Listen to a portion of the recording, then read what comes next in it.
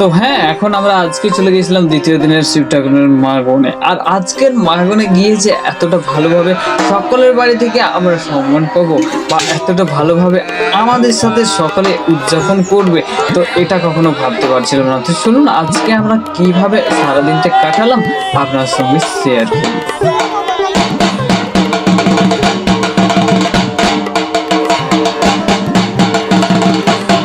তো আজকে আমরা প্রথমে একটা বাড়িতে গিয়ে দেখি মন্দিরটা কত সুন্দরভাবে ফুলের সাজে সাজানো আছে। আর এখানে যে বাড়িতে গেছিলাম তাদের বাড়িতে একটা ভক্ত ছিল, তো তাদের বাড়ি থেকে আমাদেরকে আপেল কেটে দেওয়া হয়েছে খাওয়ার জন্য। তারপরে চলে গেছিলাম আরেকটা বাড়িতে গিয়ে দেখি যে একটা বয়স্ক মানুষ আছে যিনি কিন্তু গান করবেন এবং বা আমাদের সাথে অনেকটা আনন্দ উদযাপন করবেন। সেই জন্য ঢাকিকে বলছেন যে আপনি একটু বাজান আর আমি একটু গান করি। তো সেই মতো ভক্তরা যারা ছিল তারা সকলে এক লাইনে বসে তাদের গান বাজনা শুনছে আর ভালোভাবে উদযাপন করছে।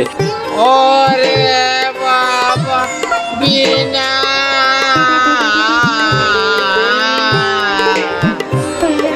ওকে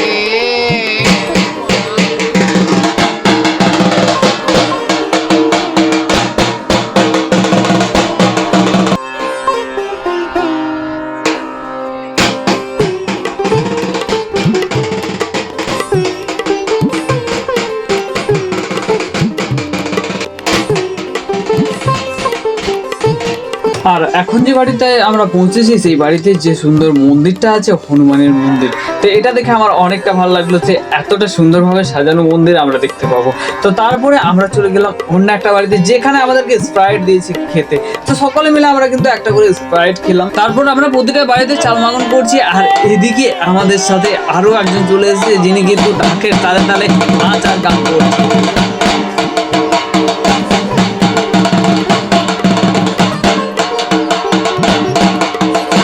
তারপরে এখন রাত্রেবেলা বাড়িতে চলে এসেছি, এখন জল ঢালার সময় ঢাক বাজছে আর সেটাই আপনাদের সামনে একটু সামান্য দেখালাম। তারপরেই শুরু হবে পুজো।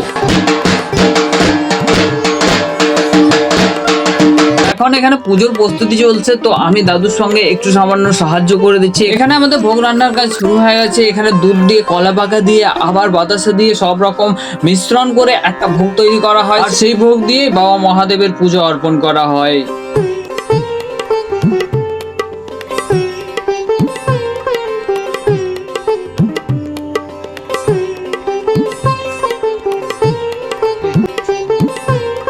তো চলুন আজকে বাবা হর হর মহাদেবের নাম নিয়ে আজকের ভিডিওটা আমরা এখানেই শেষ করছি। জানি না আপনাদের ভিডিওটা কেমন লাগবে, তবে যদি ভিডিও ভালো লাগে তো অবশ্যই ভিডিওতে একটা লাইক কমেন্ট শেয়ার করে যাবেন।